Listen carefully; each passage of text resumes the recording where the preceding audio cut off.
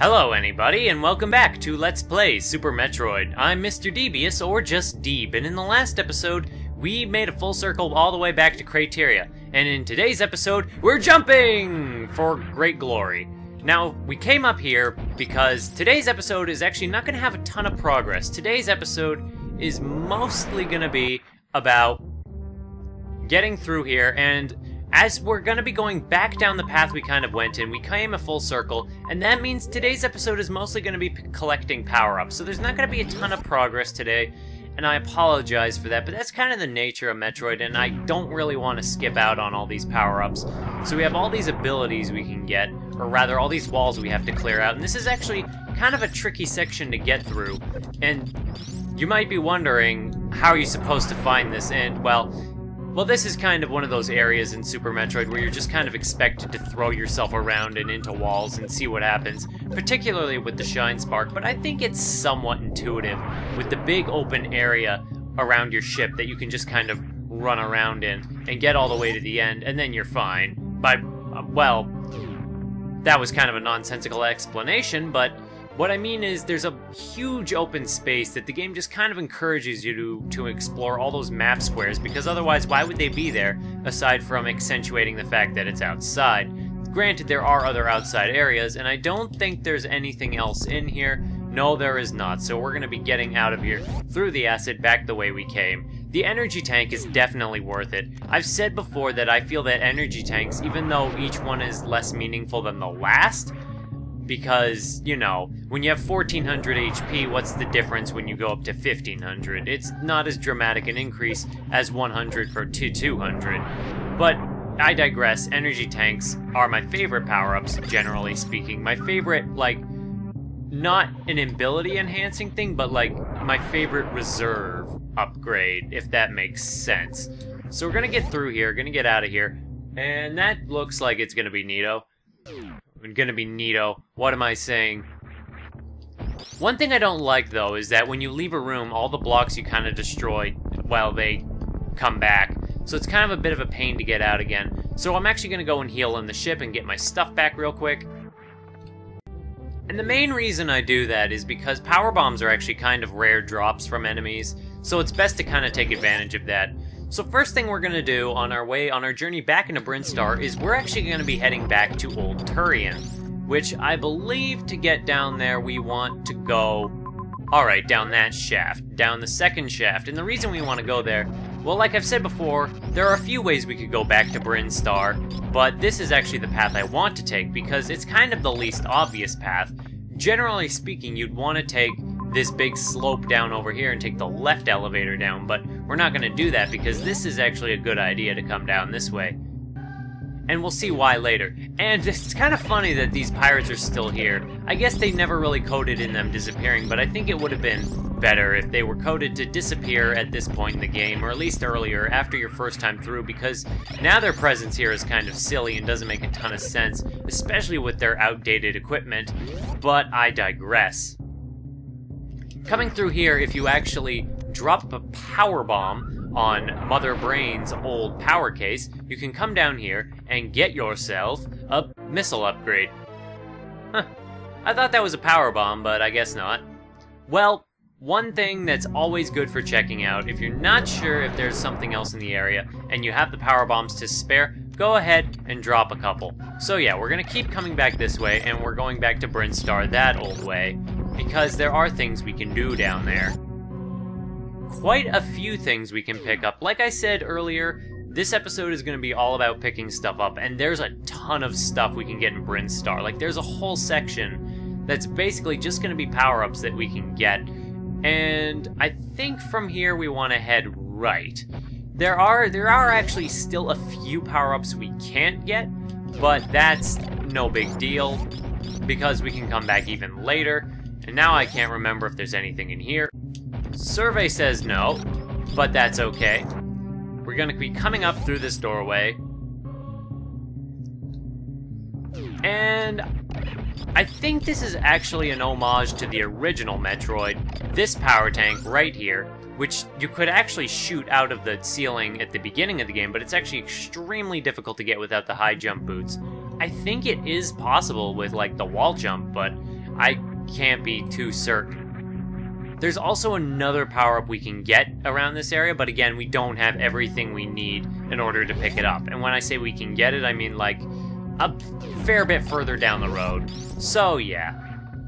2 energy tanks already that quickly in this episode, and it's not the last one we're going to be getting. Our life is going to be nearly doubling in capacity, and it's amazing how many power-ups you get just in this area alone. So you come to the left, and the classic secret hiding technique that gets you a power bomb that a lot of 2D games actually have is when the camera doesn't stop panning when you reach the wall.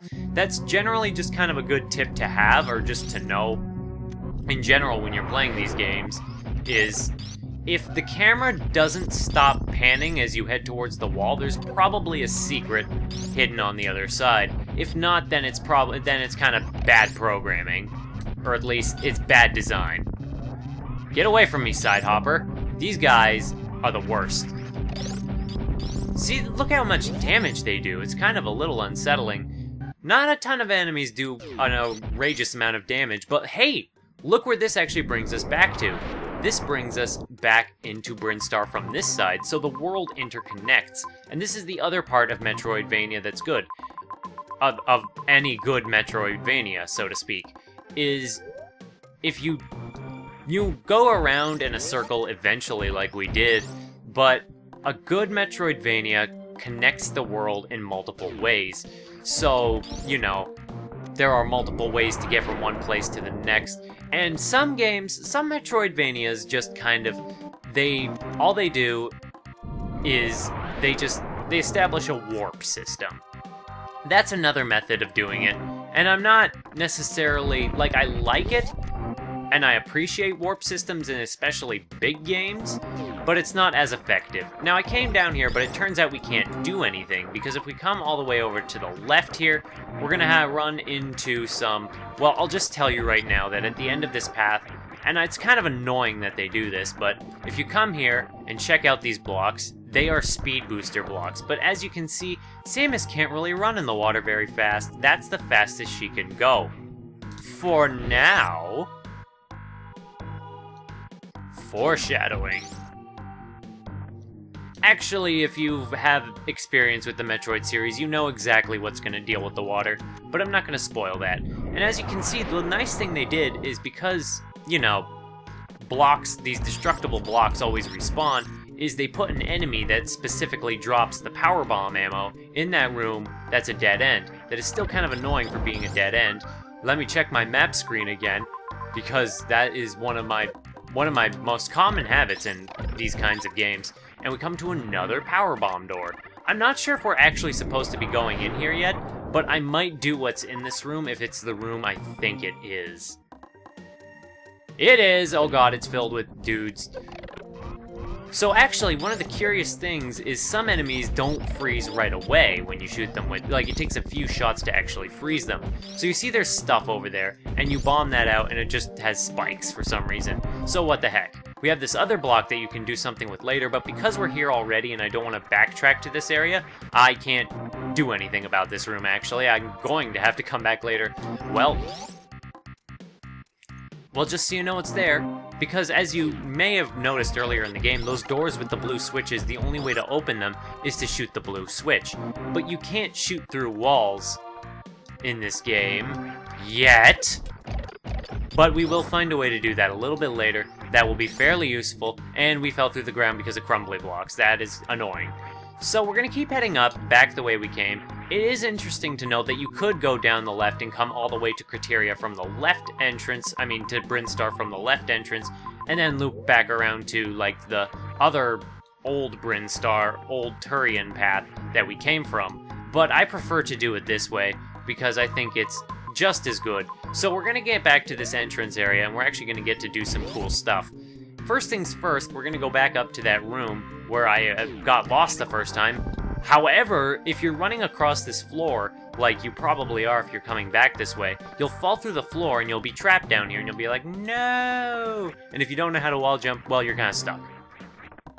But One of the interesting things that Super Metroid does in terms of teaching its player, which I'm not going to show yet because there's a door here and I want to see what's on the other side of this door, it's an energy refill station, which we actually need for what the game is about to teach us. First things first, we're going to be going through this door, and as we do that, this bird is going to be hanging out here with its egg. If we follow it, it runs all the way down here, it crouches, and it jumps. That is a good way to teach your player how to play the game, because if we do the same thing, if we run, crouch, and jump, that, my friends, is the Shinespark. It uses energy, if you look in the top left, that actually consumed, like, over an energy tank. Hello, bicycle ringtone. If you looked up there, you could see that it actually consumed over a full tank of energy. But the Shinespark is one of the most key optional elements in this game. You do need it to get a lot of the power-ups, but you don't need it to finish the game. Metroid Fusion on the Game Boy Advance actually brings back the Shinespark and makes it mandatory, I think, in a few sections. I could be wrong on that, don't quote me. But also, we blew out the floor here. But the Shinespark, along with just running really fast and jumping in general, is like the cornerstone of most speedruns, I think. You know, I'm not an expert on that, but that's what I think it is. So there's a bunch of these things in this room. I hate these things, they're gross. And let's check this room for any secrets. I don't think there are because there's not a dot on the map. No. Super Metroid actually does have a few kind of redundant rooms, and we come through this strange square room, and this is actually a kind of a callback to a room in the original Metroid, if I remember correctly. There was a room that was just all these squares, and, well, the last few blocks before that energy tank, as you can see, are not actually there. Specifically, this one. So what we want to do is kind of jump over these four, if we can. No! Haha! Wall jump for the win. I can't believe I just said for the win. That is kind of an old saying now, isn't it? Things on the internet kind of come and die really quickly. But yes, that's our third energy tank in this episode, and finally we get another super missile upgrade. You might have noticed that super missile upgrades are kind of very scarce. Scarce? Scarce. And they're very rare in this game. You can't just shoot them willy-nilly, and it's kind of with good reason, because the super missiles stay extremely powerful throughout the entire duration of the game, and they're kind of your F it button when you don't want to deal with whatever the game is currently throwing at you, and that's understandable. Now, there's actually a save point down here, and that's very curious, because if you use it, you have to learn a secret technique that's down here. And by secret technique, I mean the wall jumping I've been showing off. So, yeah. However, you also need to cross this pit of spikes and stuff. So that's an interesting game design, kind of forcing you to save in an area where you're being forced to learn a, quite honestly, difficult technique. So we just want to be patient as we cross this gap, and we can also get hit by spikes. Oh god, this is kind of a bad place to be. Oh my god. Oh my god! Ah. Well, that was embarrassing. However, I have no shame at all in the things I do. If only we could jump when we were in ball form. However, we cannot do that unless we drop a bomb. Now here we have a bunch of space koalas. And they jump at the walls, and they push off, they look to the side, and then they jump off. I'm actually a little surprised the door doesn't lock behind you here, because that would very much force you to learn how to learn this technique and jump up. Now, the nice thing about this game is that because the wall jump is actually pretty hard to time, you only need to do about 3 to get out of here. Actually, only 1, because if you take this path, it'll actually bring you right out of here, but we're not going to do that, because if you can get up to the top, there are actually bonuses up there for overachievers, because, you know, that's great. However, if you look at that guy, he jumps over to the right, and we missed.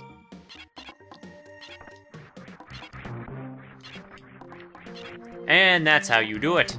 And he gives us another power bomb upgrade. This section of Brinstar is just so full of stuff, it's amazing. Like, it always kind of blows my mind to see how much stuff they jam-pack in this one little area, and we haven't even gotten all of it yet. So we fall back down, and they keep doing their little wall jumping, and they're actually pretty cute. They're like, these guys, along with the birds, the bird that shows us the Shinespark, are the only nice aliens on this planet. Maybe Samus just isn't killing them because they're cute, whereas these guys are like little goopy bubbly crab monsters. Goopy bubbly crab monsters. They're kind of creepy, actually, now that I come to think of it. Anyway, Freeze Beam, of course, as we can, or Ice Beam, rather, has been making our journey up a lot easier, and we're almost done with our little, item pickup collection-a-thon. But I digress. You might remember this episode, or this area from episode 2, where I kind of got stuck in here for a few minutes before realizing I wasn't supposed to go this way. You're supposed to go this way when you get those weapons. And as you can see, we're kind of trapped in here now. I didn't mean to use that. And I think you can actually glitch your way through here, and you're supposed to glitch your way through here if you want some of the stuff. Like this reserve tank. Reserve tanks are a little bit like the extra tanks in Mega Man X, if that is an apt reference. Basically, if you have full energy and you pick up life, the extra will go to a tank in your reserve, which is right here. And if you have it on auto mode, if your health runs out, it'll kick in when you hit 0 and refill your health. And they're actually extremely useful to have. And they can save you when you think you're dead, especially if you forget about them. And they're kind of an awesome second wind, and I really like them. If we use a power bomb, we find another missile in here. Which, I guess the hint for that is that the room doesn't, it only goes in about halfway before stopping, so that's a little bit suspicious. So that's more missiles. We have so many missiles now, and it's amazing that the game starts you off with 5, because then you get to this point and they're just so extraneous, and, well, they're not extraneous, I guess, but honestly, you shouldn't use too many missiles for previously mentioned reasons, as it makes it harder to get other power-ups, like this super missile. And I think that is actually the last of the power-ups we'll be getting in this area, unless I'm forgetting anything major. So now that we've cleared out pretty much as much of this area as we think we can, our goal is actually going to be going back down to Norfair. And that might seem like it's a very far way down, and it is, but that's our next goal. So, I'm going to get going down there real quick, and actually that's going to be where I'm ending the episode. So for the rest of this episode, I'm not sure what I'm going to talk about, but I'm going to run and kind of, well, I was going to explode through that, but the game didn't want me to do that. Be sure when you run through here to not fall.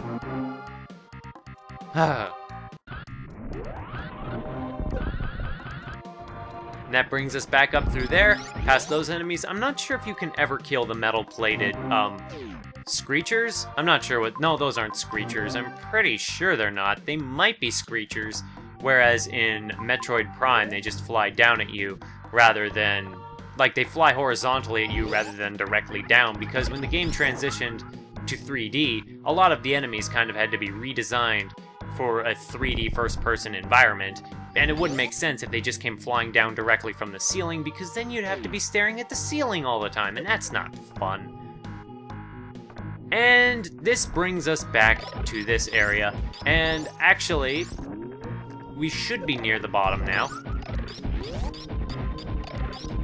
I don't like side hoppers, they're kind of mean. And it's kind of becoming obvious that I've run dry on commentary for this section, because I'm just kind of retreading old ground here. But you can definitely see how much faster this area is going, now that we have all these power-ups just blazing through all of these enemies. So this was the point we came back to make our full circle up, and now we're going back down. We still don't have the necessary equipment we need to go through that door. We'll need something else yet. Something soon, but something not yet. Where's the floor here? There we go. And we fall all the way down, freezing stuff along the way so it doesn't hit us. And that'll bring us through here. I don't think there are any secrets in that room, even though the camera did pan down a fair amount, but I digress. And falling in the water. Falling in the water is probably the most annoying part of this game, for the first somewhat something. That's my opinion, at least. Nothing agitates me in games more than when your mobility is severely restricted. unless it's executed very well as like a point in the game that's supposed to be meaningful. And I could say a spoiler for a different game here, but I'm not gonna, and I almost did. But some games do actually debilitate your movement in a very effective way. This is not one of them, though. If you get in water or acid, that is extremely annoying and extremely frustrating. But I digress. I'm just gonna pause and gonna get to that save point, and then we will continue our journey up in the next one, or deeper into Brinstar. And actually, this might be a hint as to where we're gonna be going in the next episode. So yeah, if you want to see the next part, going deeper into Norfair, if you want to see more of Super Metroid, then I just hope to see you, or somebody, or anybody really, in the next one. Bye-bye!